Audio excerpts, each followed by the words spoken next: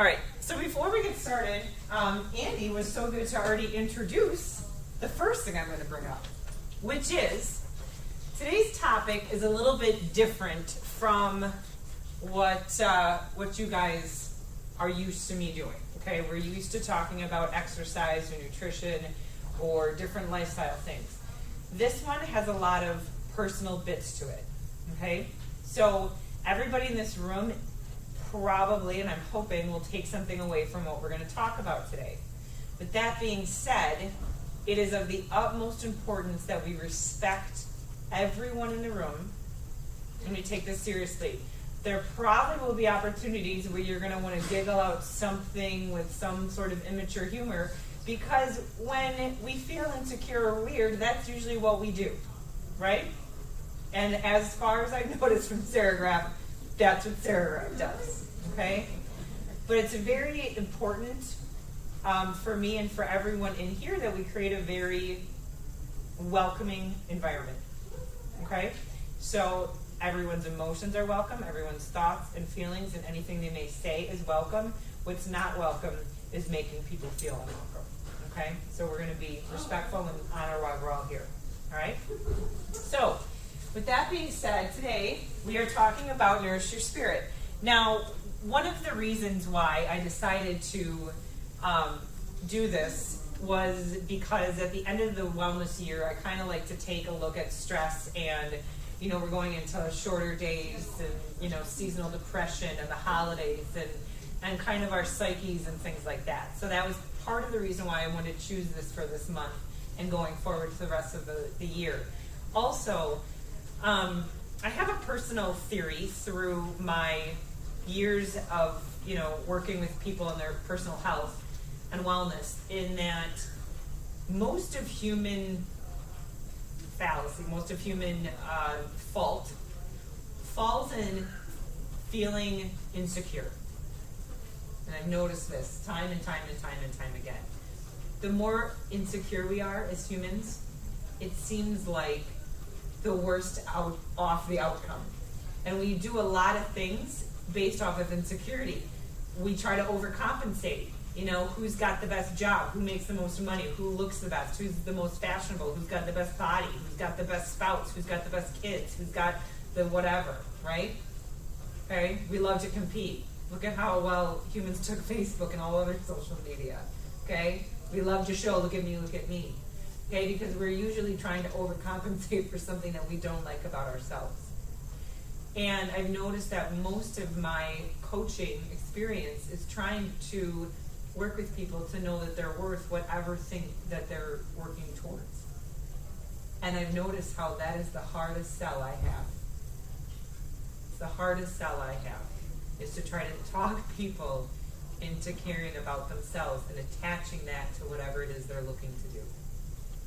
It's really difficult. So I went to this presentation by Erin Alexander through my my cancer support group, and it was a 3-week session, and I could only make it to one of them, but I was so happy that I made it because this was such a great presentation, and she really presented it beautifully. And I'm going to close this just because of the background noise.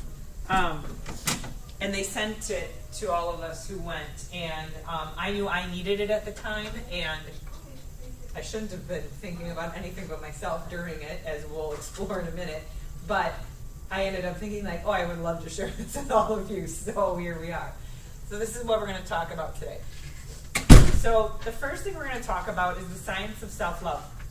So if you guys think about human history and our health, it's pretty obvious that we study disease and illness and pain and symptoms, right? Or what does this drug do? Or what does this germ do? Or what do we have to do to fix the bad? Is that pretty obvious what we've been doing all of our lives, okay, as human history?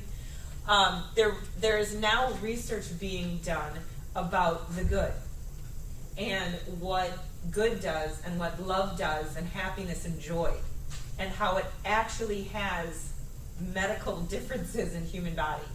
So looking at it as love has healing properties, so reduction of stress, inflammation, which if you guys watch TV, what are all the commercials for? Like one drug that treats like 4 different diseases of inflammation, right? You know, one drug that treats rosacea, that also treats psoriasis, that also treats colitis and Crohn's. Yeah, I mean, right? It's all inflammation. But it has 15 side effects. Oh, right, yeah, And it exactly. works. Right, so we're just treating all the bad, okay? And then making worse. So the idea here is that I'm going to share with you how we have the good in us and you can harvest it and use it for yourself. So that's exciting. They're actually the increase in positive emotions, joy and gratitude and hope and love that actually changes your brain function, okay? At some of the highest, centers of your brain, it changes your brain function. So loving kindness meditation, which we'll talk about, giving love to oneself and to others and to the world, kind of creating that karma, that good karma. It releases oxytocin, dopamine, serotonin, and estrogen. And these are hormones that kind of turn that pain dial down. Okay, so those are good hormones that we want. Our bodies naturally release those when we're in pain. So when you try to grab that happiness and that joy, you'll get that, and it'll turn that pain down. It stimulates the parasympathetic nervous system, so you rest easier, your food digests better. I mean, how many times your digestion is in flux because you're worried or stressed out about something? Okay, that's how people get ulcers, right? So it turns those down so you can go through things easier internally. Last year in the wellness program, I had points for doing good, acts of kindness, volunteering. You guys remember that? And it was so amazing to listen to what everybody did in our community. I was like, this is amazing. Serigraph people do amazing things, even though no one probably knows it from the person sitting next to them. But it was because there's a real, actual physical response that happens in your body when you do really good things, right, for other people. So today we're gonna learn how to turn that into a mirror onto yourself. Okay? So providing yourself with love is much more reliable source than looking externally. That's a really big piece of this, okay? A lot of times, and I want to say most of the time, we look to others and things to fill in our empty tank of something, some bucket that needs filling, right? But what's always true? Anyone can unlove you in a second, right? Anyone can go away in a second. Things go away. So when we look externally, that's a limited resource, isn't it? But who are you never going to be away from? You cannot separate, okay? You are with you 100% of the time. So you are an unlimited, untapped source of all the love that you need. Everything you need in life to love, you already have right here. You cannot separate yourself from it. You just have to harness it and know it. So that's what we're going to learn about today. So non-dual thinking is pain relief. Non-dual thinking is this. We look at all the negative, okay? And we look at all where our attention goes. Think about where our attention goes. Look at the last week and a half of the news. Need I say more? Look at the news anytime. It's horrific. It's so heartbreaking. And it's difficult to even talk about. And we surround ourselves with that, right? And we think about all these things that are happening either in our own worlds or the world around us, and we can't escape from it. What if, let's flip it on its ear, what if the news was about like little miracles that happen every day that we take advantage of? Like there's a reporter at the airport and she's by a gate and she's like, there is a plane full of people that just flew through the air and then it landed safely, and all these people are going to come out and we're going to talk to all of them in this amazing experience of humans in flight. Like, does anybody ever think about, like, right now there's like thousands of planes above the earth and satellites and then people on a space station? What? But we don't hear about that, right? There isn't a news story for every plane that lands. There isn't a news story for every baby that's born. How many babies are being born every minute? I don't know. I don't have a stat to pull out like that. Anyone else have it? I don't know. Okay? But miracles every day, right? Even people dying is a miracle. It's the circle of life. But we don't hear about that stuff. We just see the negative and we look at the negative. So that's where our energy goes. Okay? So that's non-dual. Dual thinking is to focus on both light and dark, both good and bad. Okay? So noticing both the painful and the beautiful at once. So we're not saying that we want you to ignore the bad. Acknowledge it, accept it, don't deny it, but don't put your energy only there. That's exhausting. Does anyone notice how exhausting it is to be in a bad mood? So exhausting. It's absolutely draining. Being negative, being stressed out. Oh my gosh, get over it. It's horrible, right? It's energizing to be happy. It is. I know. Everyone thinks I'm so annoying. Yeah, I get it. Yeah, right? She's always laughing. That's so annoying. Yeah. Okay, so it's about rewiring your brain. Back in the day, before modern times, before we had electrical lights to make day into night, they had a cyclical thing that happened every 24 hours. They worked during the light, and then at night, they went home. And they did quiet things. And they got their brains and their bodies ready, and then they went to sleep. Or the seasons, when it was darker, they would do less in the wintertime and do more in the summer. See how nice that is? A little ebb and flow. What do? We work until absolutely, or we're watching TV, or we're looking at the phone, or we're looking at our computer, we're doing everything until I shut my eyeballs and my lids, and then that's it. And then I've stopped. Oh, sorry, I watch TV. I have to watch TV until I go to sleep at night. Shut her down. Okay? The nighttime is supposed to happen. Okay? So there's that part of being relaxed and starting to turn yourself down. So this dual thinking that we need, okay, to have both pain and good is useful. Oops. Research shows, I like this quote at the bottom, research shows that 90% of our well-being is determined on how we are perceiving a situation. Let me repeat that. 90% of what you are experiencing with your well-being is how you are perceiving it.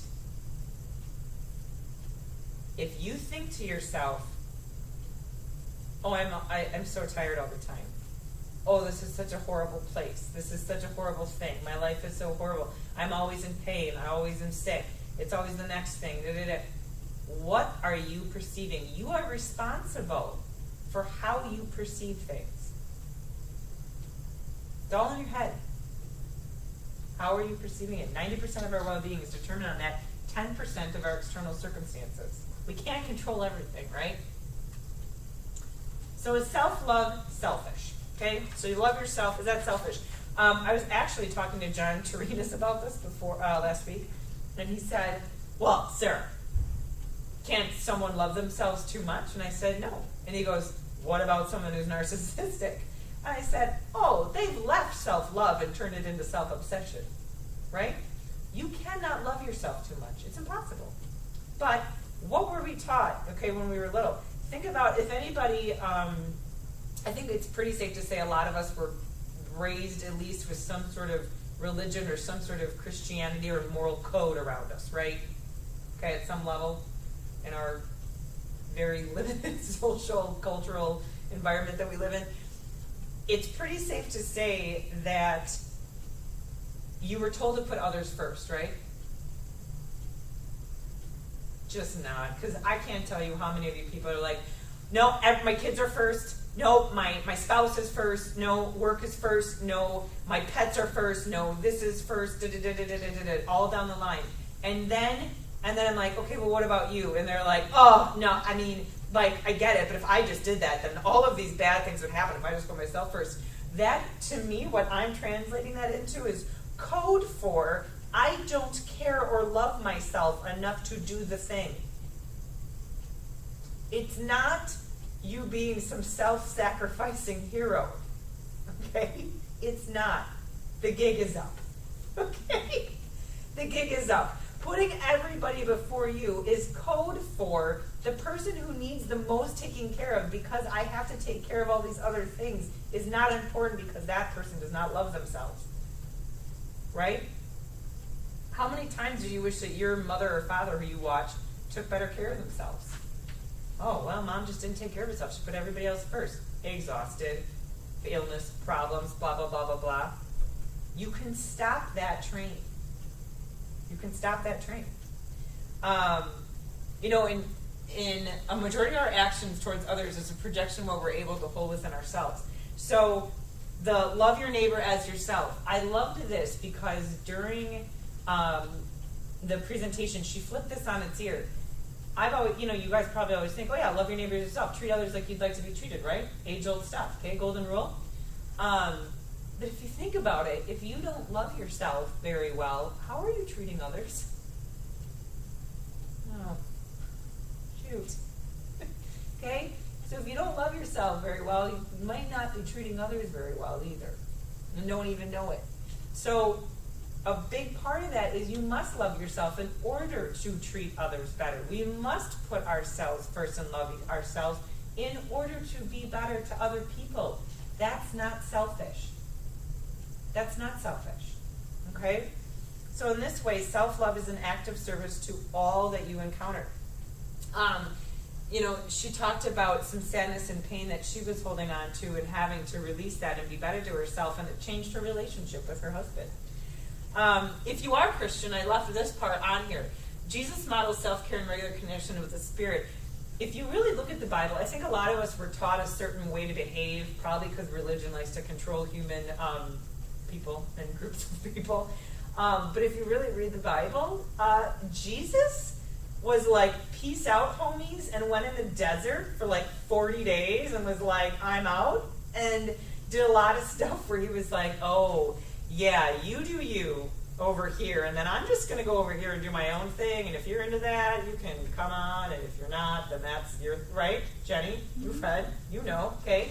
So, Jesus was not all like, oh, do everything for everybody else. Put yourself down and then let everyone trample all over you. No. When he needed some me time, he took it. And he went and talked to his dad in the desert for 40 days. And he was like, you guys all got to figure out on your own what to do. I'll be back. Right? Not selfish, was it? We probably all read that when we were little and was like, oh, whatever. You had to do what you had to do. So if we really want to use religion and that as a model, that's something you might want to consider. It's not selfish. All right? So love is a verb. Here's part of my job, which makes me laugh. Everyone comes to see me and they're like, I know, Sarah. Well, I know you all know.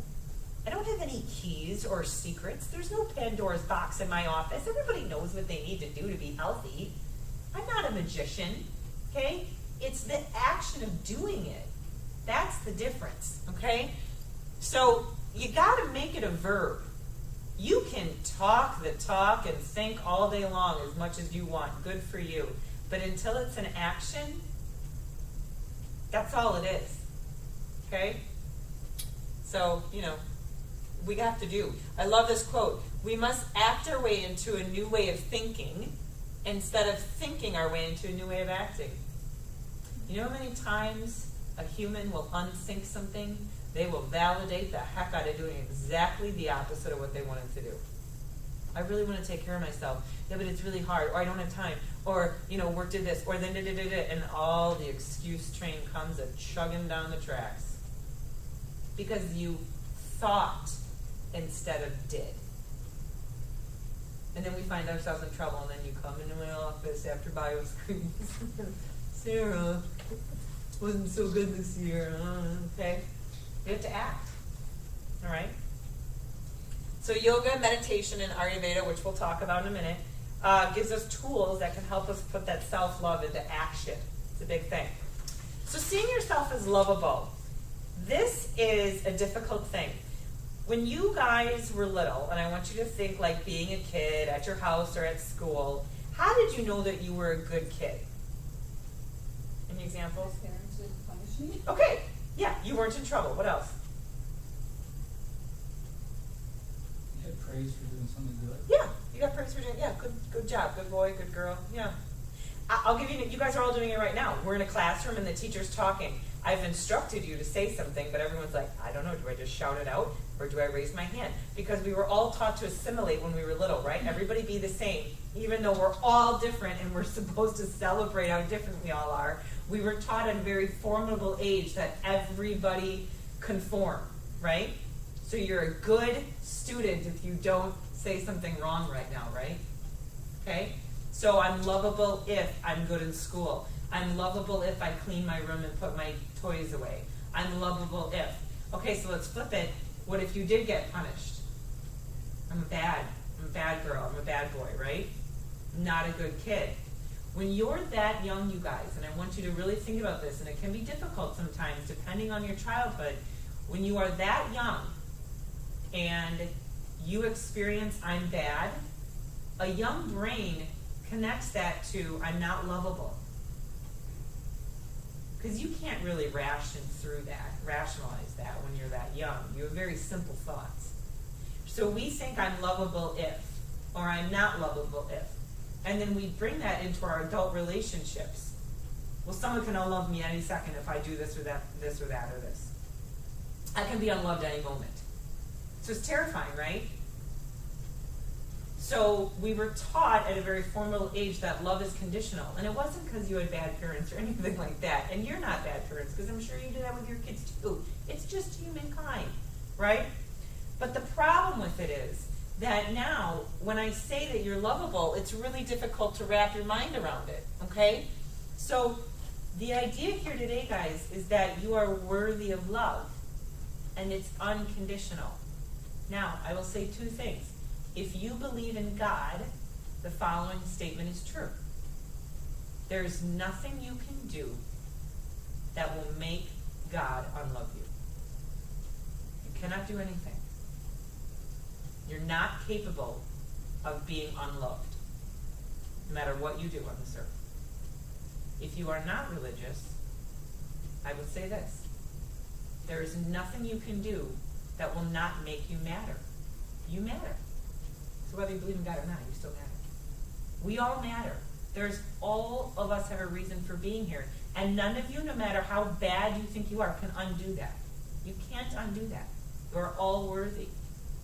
So if we're all worthy, then we are all worthy of unconditional love, which means loving ourselves, which is the hardest sell. Okay? So meditation can help us come back to that alignment with that spiritual truth and away from the worldly truths that basically I talk about in every other meeting of, eating right and working out and da-da-da-da, but it's not because I want you to have the perfect body or because I want you to be the perfect person or be the most successful or blah, blah. Those are worldly things. At the end of your life, I certainly hope you're not thinking of someday you had at Sarograph. Worldly things. Why else do you matter? Okay?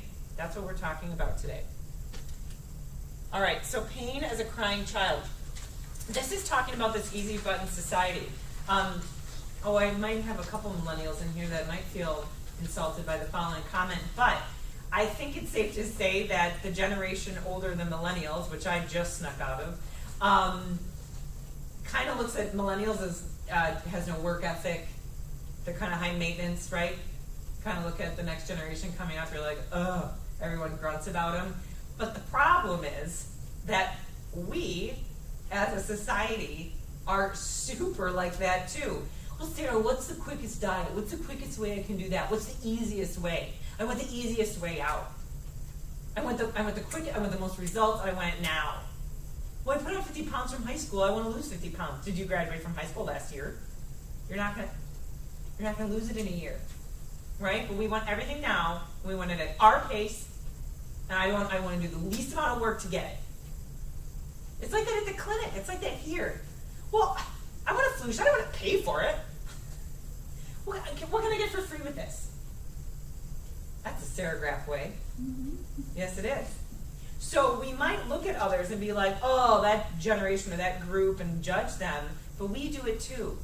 So we are a easy button society. I want a pill, I want a drug, I want the easy way out, I want to relieve my symptoms, I want to be numb, I want it easy, I want it done.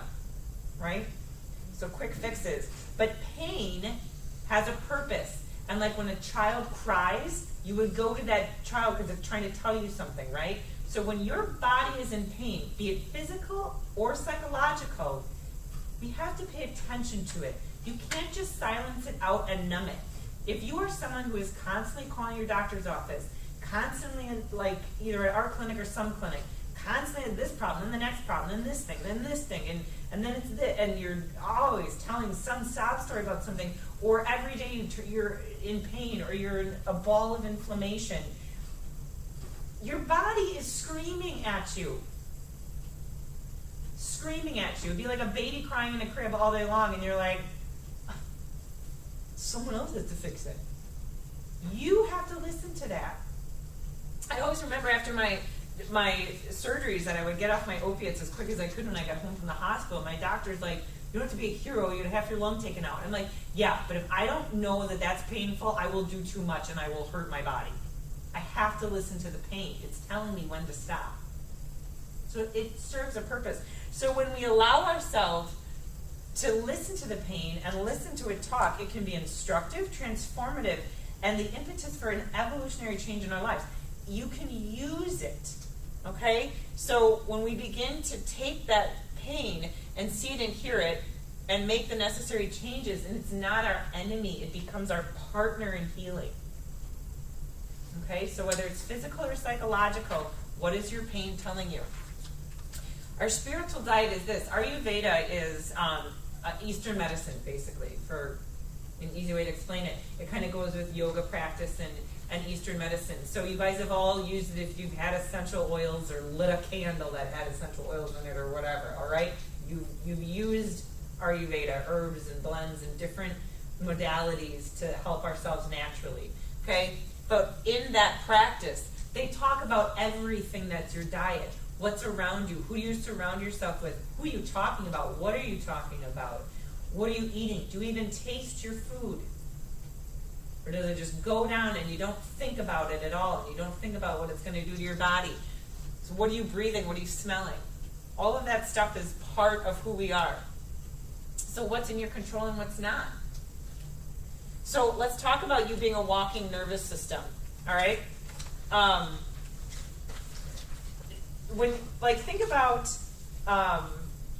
all the things that you experience that impact your world. She gave an example of this kid Damon, if you want to talk about pain, who would she was a teacher and he would come to her class and he was really violent and swore. I mean, he was a little kid and he was just horrible. She thought this kid's a nightmare kid. Then she found out that his mother was a drug dealer. She had different boyfriends every week, and he slept 4 seasons in a Wisconsin year outside on a screen porch. So he was physically representing his pain with how he acted out.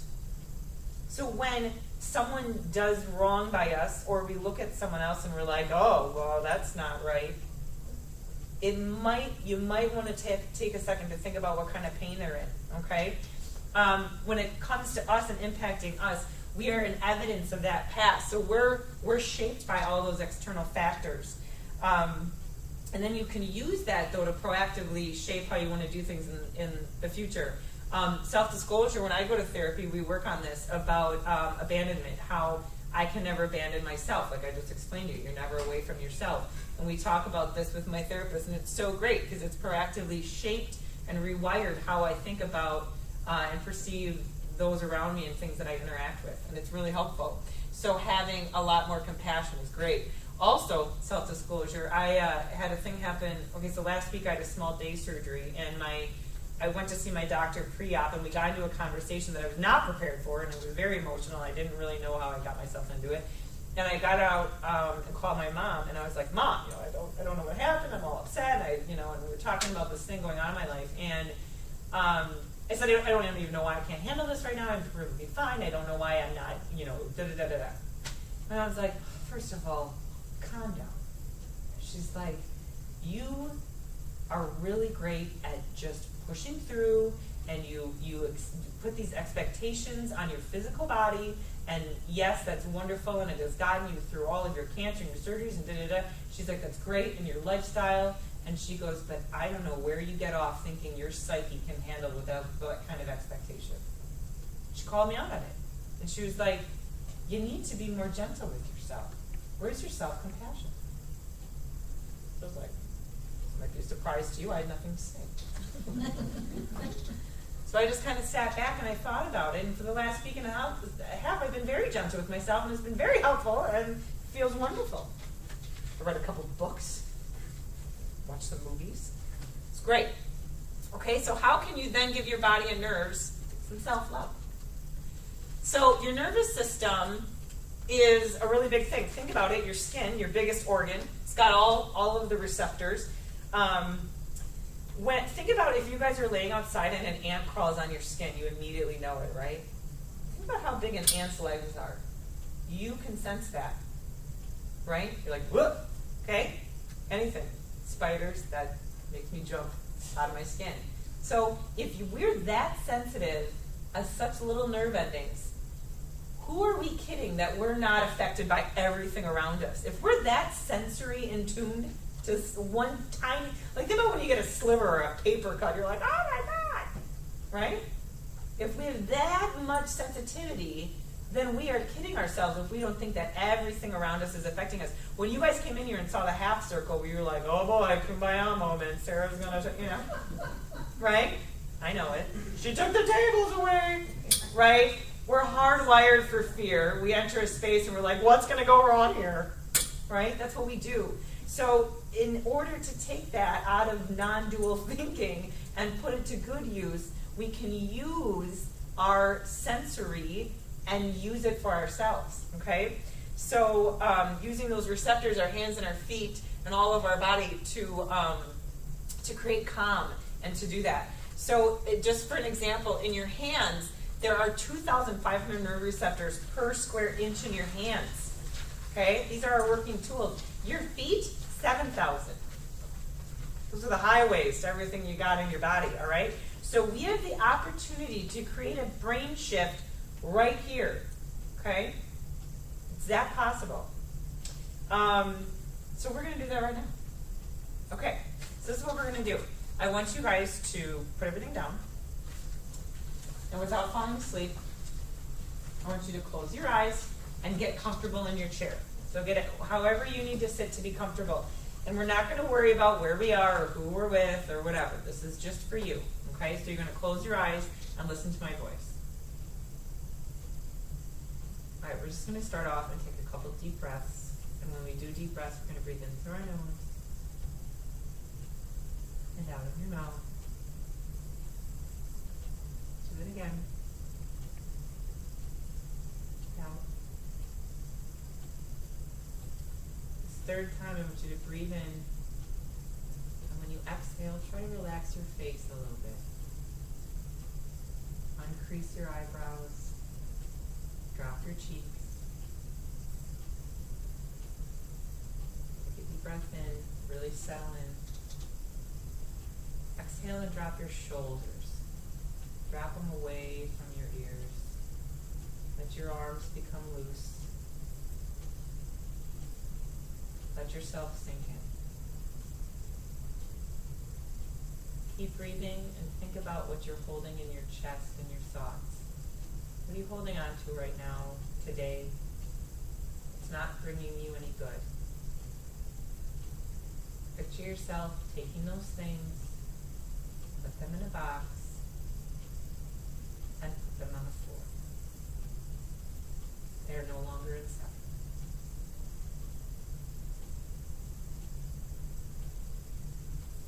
Now you have the space for just you. You are here, you are grounded. Breathe all the way into your feet, like roots to the earth. You are here. From head to toe, exhale out, and inhale the good.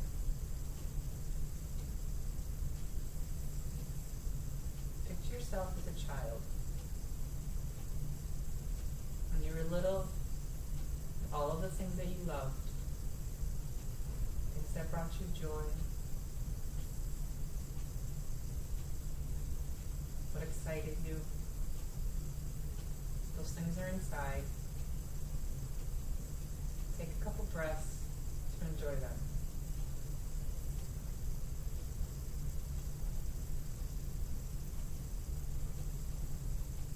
As you grew older, you carried those things with you and experienced amazing things into your adulthood. Think about the miracles that you were blessed with, places you've been, things you've seen, experiences you cherish. Think about the people that love you and what they love about you. What do people say about you? And why you are so wonderful. Take those experiences and take those things and put that in yourself.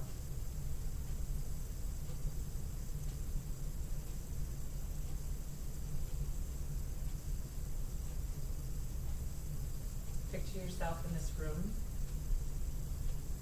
seeing yourself as you are today, in this moment. Be present.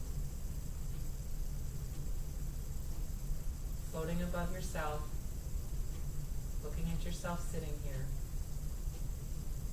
and who you are today as an adult. Let yourself drop into your body. Fill your body full of your spirit. You are the only you. And you matter. And you are wonderful. And you are unconditionally loved. And nothing you can do will change that. That is why you are here. And when you're ready, you can slowly open your eyes and take a couple breaths.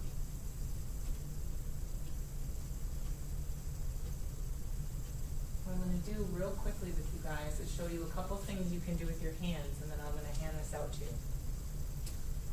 Mudras is the last bit of this that I want to show you with your hands. I'm going to teach you a couple of these things that you can kind of take with you. If you ever want to feel that feeling again that you just had, and bring it back in the time that you need it for sure. I'm going to teach you a couple. We're going to do this. You put your hand like this and put another hand on top with your thumb up. Okay? We're going to do that. This is your Shivangalam mudra. It's a gesture for cultivating spiritual commitment.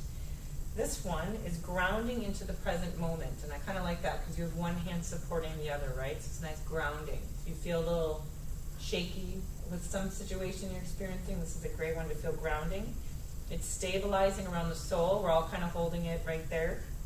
Empowering to the soul for action and movement, uplifting. We have a thumb up, okay? This is a good one to say, I'm grounded and I'm going places. Brings you to the present moment. It's a reminder of the soul as an inner guide. Okay, so hold that for a moment and see how that feels. We're going to do the mandala mudra, where you put your thumbs together, kind of make a circle with your hands. Okay, so one palm on top of the other, like that. I like to press my thumbs together and make a nice complete circle. This is a gesture of wholeness.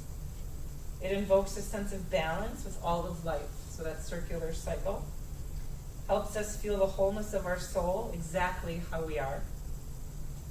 Creates a feeling of oneness with all of creation. So that's a good one. I really like this one for making myself kind of calm and resignated. Okay, it's a good one. All right, we're going to make prayer hands. And when you make prayer hands, kind of push your hands together. Remember that dual thinking we need? We need the yin and the yang, right? We need the bad and the good. So push our halves together to make one. This pulls mind, body, and spirit into one unified being. So when you push your hands together, you are creating a space, aren't you? Draws senses inward. It calms the mind. Obviously, when we kind of do that, calms your mind. Reduces stress and blood pressure, creates a feeling of humble connection to God, cultivates inner silence. Now what you can do is kind of bend your knuckles a little and make like a, you know, like when you were little and you did church steeple and you made a little church, okay? So kind of make like a little place in your hands and just kind of make a little room, like there's a little bit in there. This is the Kapota Mudra, it's the gesture of the dove. It is a gentle embrace of the self or the inner light. Finding and awakening inner peace. It creates a spiritual sanctuary, an inner sense of comfort and safety. It's uplifting and heart opening. Do you guys feel like you're maybe creating a little place to put something? Don't hide your light under a bushel kind of thing? Okay. It's a good space. And the last one I want to show you is the gesture of stillness.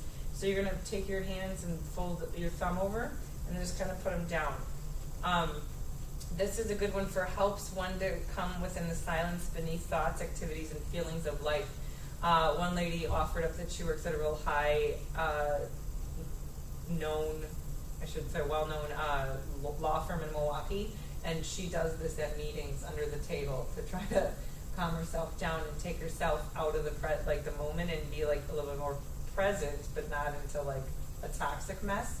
So you know, now the cat's out of the bag. So if you guys are caught doing this at meetings, everyone's going to know you're trying to get your mudra going. All right. But it creates a sense of support and grounding, coming into this moment, coming into myself, as in entering a spiritual hibernation, and it brings some serenity. So these are really good hand gestures where you have all the self-love you need to feel good and whole if you need a moment, along with some of the tools that we talked about today. So I will hand this out, and if anyone has any thoughts or things they want to share, please do. Otherwise, does everybody have their Siri Bucks that one? Okay, great. All right, well, thank you for coming. I'm going to turn off the recording and give you guys these.